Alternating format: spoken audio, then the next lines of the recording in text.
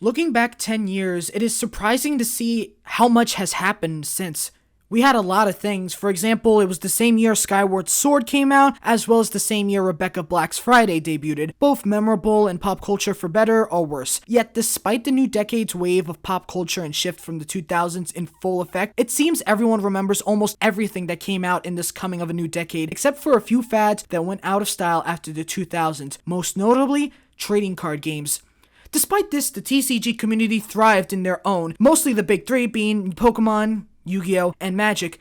However, I bring up 2011 because this year was the year for a notable TCG game that debuted, a game having fresh ideas, a new lore to explore, an anime with fun and interesting characters, and a game that, although was never released internationally, never received worldwide success, and was never picked up by the mainstream, it still had a dedicated and strong fan base, even to this day with several animes, an isekai anime, and a total of 3 whole format changes.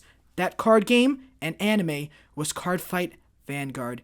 Made by the same company who made Buddy Fight, which I also did a video on. To say Vanguard had an impact on me growing up would be an understatement. Vanguard was the card game of my life, even when no one else played it. I still remember sitting one of my friends down to watch the anime in the school library and teaching them to play when they were confused at lunchtime, trips, all the time. I brought my cards everywhere when I was in school with them, teaching everyone and wanting people to get into it. Although I completely fell out of it, I still look back and realized how much it stuck with me, especially compared to other games I played like Yu-Gi-Oh! And Magic, and after rewatching the anime, I know exactly why. Unlike my Buddy Fight video, I am not going to be talking about the TCG because not only does it have a new format, but also the TCG is alive, and I have not played anything past the G era, and also the difference is, this video is actually good. Instead, I am dedicating this video to discuss the first season of Vanguard, which I think is not only the strongest season of Vanguard, but the best TCG anime season of all time. Before I go into the anime, I want to explain what TCGs were like at the time for young people like me. For a while, trading card games fell out of school playgrounds, becoming overshadowed by many other fads such as Silly Bands, iPod, and MMOs like Club Penguin or Neopets. For the average kid who had cards, 90% of it was Pokemon, with the usual 10% being Yu-Gi-Oh! Singles that are lost in their toy chest. To the average kid, they would have it just to display or toy around with them because of the characters. Therefore, in order to get kids to play, they needed to usually rely on a show to actually tell them, hey, you can do stuff with these cards. For Magic, they never did that, although they tried by disguising Magic as Duel Masters, but that's a story for another day. By the way, the Phantom Fish flop is so iconic and one of the best things to ever come out ever, as well as the anime in general. Pokemon and Yu-Gi-Oh! Though were notable by doing that, and this is where the divide comes into play. When we look at why the Pokemon and Yu-Gi-Oh! TCG was a success during its peak, it's simple, because of the anime, and other factors as well, but mostly the anime. And why? Because of the protagonists themselves. Ash was just a beginner who couldn't even control his own Pokemon, and although Yugi was a shy but fun teenage boy who knew how to play off the bat and gun on his own, was using the basic and simple cards that you can just get to attack, and add on to the fact that when Yu-Gi-Oh's anime was airing, there was no strict rulebook or set rules that were actually established. This is why when you watch Duelist Kingdom now, it's really wonky and there's a lot of terrible misplays. These were cool and all, but in hindsight, it's ideal. Not realistic. To get the elephant out of the room, Pokemon anime, they did not play the TCG at all. It's more akin to the video games instead, with the actual Pokemon instead of cards. And Yu-Gi-Oh!, which did not have the same rules at all, was much more about the pharaoh and supernatural elements than it was the card game. The problem with these TCG animes weren't that they didn't advertise enough, it was not about the card games as it was a power fantasy and magical element beings of the world. What Vanguard did in Season 1 was phenomenal, as instead of having a supernatural element or magical destiny or cheating players, you get a down-to-earth cast with card games front and center. Back to the other two, a big problem that was growing as time went on was that the characters got old too. Ash became more skilled as a trainer and almost won the Sinnoh Cup, and although he's really dumb in the Unova League, which was airing at the same time as Vanguard, it still shows that he's come a long way than the little boy from Palatown. And instead of Yugi, we got protags leagues away from kids that would ever watch the show, be it Judai's insane hero plays that I doubt any kid could wrap around quickly, or Yusei being an outlaw in a classist society, only to be, spoilers for 5Ds, the chosen signer of the Crimson Dragon, and also fights himself in the future. Or if you were in Japan in 2011, spoilers for Zexal, Yuma, which was a kid who had the keys to an alien race that wants to commit genocide against an entire race, all because of a floating card. You get the point, which I really doubt any kid could relate to spiritually, as with Yugi or Joey, which is the most relatable out of the bunch. I also said this in my Buddy Fight video. It's cool that they developed a world around the supernatural monsters and make such a fun and amazing world, but when I play Buddy Fight, I do not have a core deck case. I do not have the ability to wield a VR weapon. I never even met my buddy. The aspect of glorying the fantasy and not taking time to be down to earth is what really disconnects the TCG players from the anime. Now, let's get back onto Cardfight Vanguard, specifically Episode 1. The first frame sees a monster football player taking on an ever-evolving dragon, and after declaring a new grade, decimates the football player with ease with a fire breath, winning the battle. Only for reality to come back and show the viewer this is no simulation, magic world, or any hullabaloo, but two people duking it out in a card game store, using their imagination to picture what is happening on the field. In the first few episodes of Episode 1, Vanguard pulls a bait and switch, introducing familiar, almost copied aspects from other card game shows and quickly abandons it, reorganizes, and immediately establishes its own identity in the first 2 episodes. Whether it be the sudden behavior change in Kai that his best friend actually gets concerned about, the way Aichi gets beginner's luck, and especially how the characters are automatically marketed to be the exact same as Yugioh characters. Take for example how Morikawa is supposed to be our Joey, Aichi are Yugi, Misaki are Taya, and of course Kai are Kaiba. That is all set up only to be abandoned and wiped out, to realize that they aren't Aichi's group of friends that follow him and his cheering squad. They too are card fighters. They are characters and are real. A strong point about Vanguard is although the world doesn't revolve around the game, it does help the characters establish themselves in a group and gives them a sense of purpose instead of trying to be the best. Whether it's Aichi spending money on boosters to enhance his deck, Morikawa opening packs in class, the other card shops nearby, and forming teams based off of shop tournaments, and even discussing other stuff like also school, it gives the atmosphere and more specifically the characters a sense of realism that we the players would experience in our own life. For every action-packed card fight we see Aichi play in, we also see people play as well, and sometimes building deck out of their personality and what they like, such as the ever-famous Ninja Master M, which kind of becomes a meme in the show, but not too much that the Murakumo or Nubatama clan actually sell well. Sorry, Nubatama and Murakuma players. To best put it into perspective, let me say this about myself. Vanguard taught me about card shops. Beforehand, I thought you played card games at your friend's house, at school before the teacher took them away, or at a comic book shop in the back rooms. When I got into Vanguard in 2014, I know, late to the party, I have watched all seasons of Yu-Gi-Oh! Back then, as well as the currently airing Arc 5, and it was only when I started watching Vanguard in the fall of that year that I actually realized card shops where you can specifically buy trading cards, singles, packs, whatever, existed. And before you bring up Yugi's grandpa's shop, I just thought it was a small toy shop privately owned, like a regular toy store. I never knew people went here to play CCG games, and it was only till I watched Season 1 when I found out that card shops like Card Capital existed in real life. Aside from that shocking revelation, there was so much more that I didn't realize about card games in the real world compared to its anime counterparts. For example, one match I really love is Izaki versus Aichi, in which we see two newcomers of the game play, and though they make a lot of casual mistakes and misplays, I love it. From the way they both drop their cards to how Izaki makes a misplay, it shows that these characters are not some high-quality duelists, but two friends playing a game in a tournament despite being shaken out of their minds. It gives the anime a familiar feeling to any other tournament, especially me, when I went to my first one in 7th grade. After I watched that episode coming from the tournament when I lost and I was nervous, I related to it more because I realized, I'm not supernatural powers winning like that all the time, but I still loved it. When you go to a card game tournament, you won't face multi-millionaire CEOs, your teacher, space fascists, ancient Egyptian reincarnations, nor will you face a nervous samurai with ninja brothers, banana for hairs with a really handsome devil, monsters from Otherworld, or another multi-millionaire CEO, but with white hair.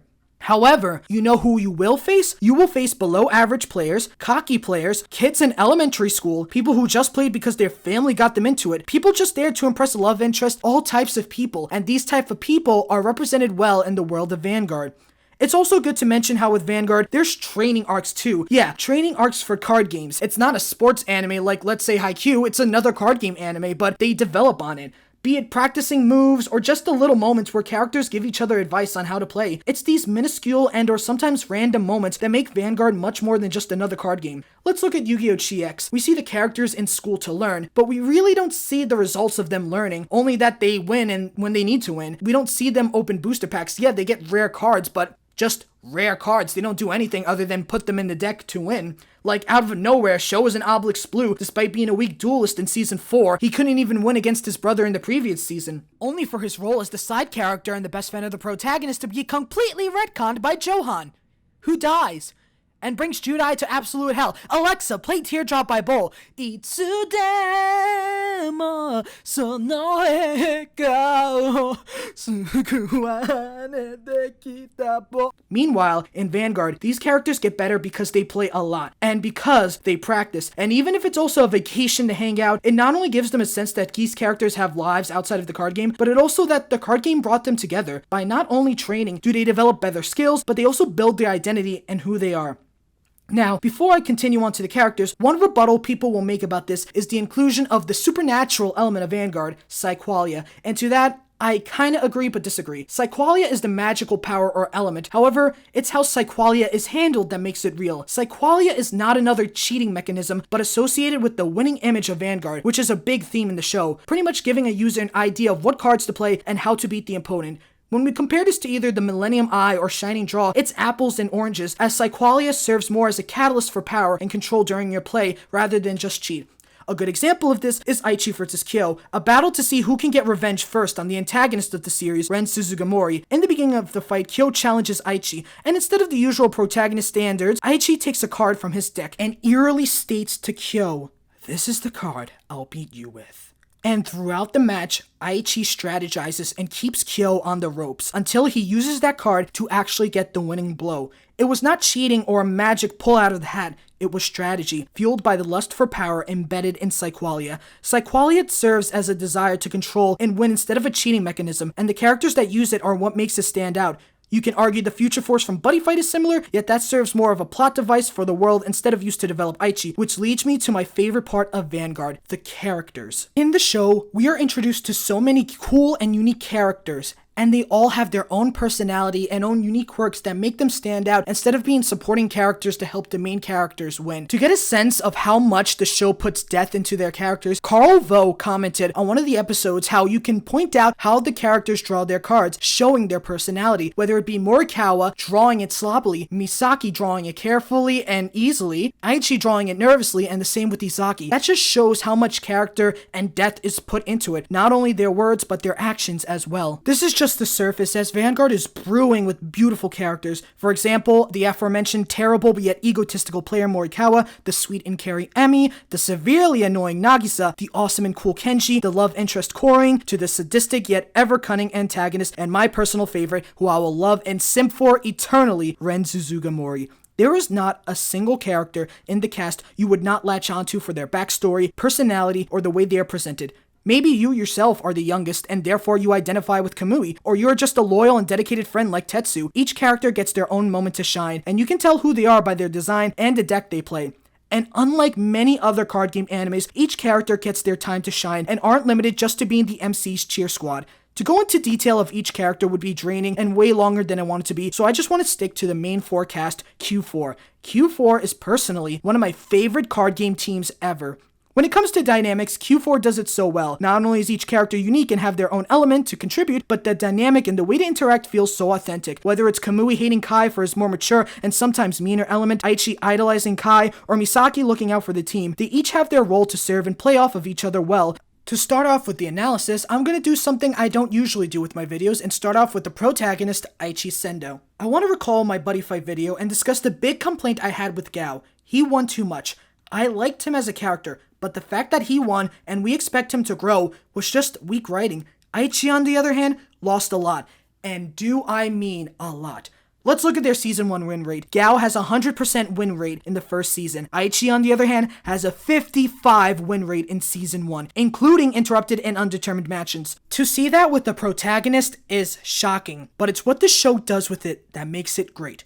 When we see a character lose just in general, it's usually followed by a breakdown and eventually a time where the supporting cast cheers them up and then they go back to who they are.